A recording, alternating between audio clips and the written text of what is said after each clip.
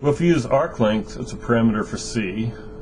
Here's another alternative. The Green's theorem, when we have R of S is some x of S times I plus some y of S times j. So unit tangent vector to the curve C would be x prime of Si plus y prime of Sj, remembering that we're using S as an arc length parameter.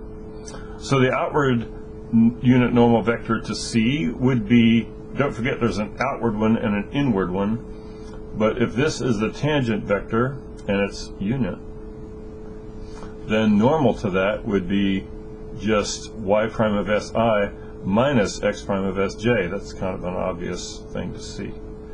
This sketch would show you why that's true, I think.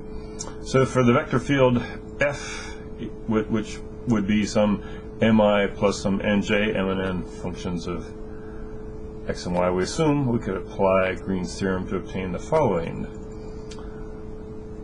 Over curve C, f dot n ds, which would be the integral from a to b of mi plus nj times y prime of Si minus x prime of Sj ds.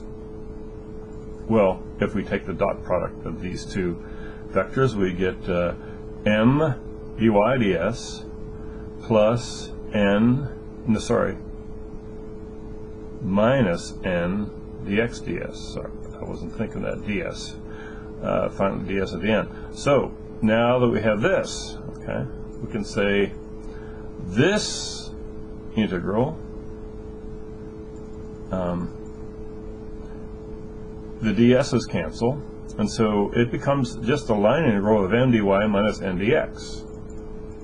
Well, we should know that a line integral over curve C can be converted by Green's theorem into this double integral over the region R of partial of m with respect to x minus what's going to be a negative, so we'll say plus partial of m with respect to y dA, which is another alternate form of Green's theorem. But notice this partial of m with respect to x plus partial of n with respect to y is also known as the divergence of f. So ultimately we have this formula.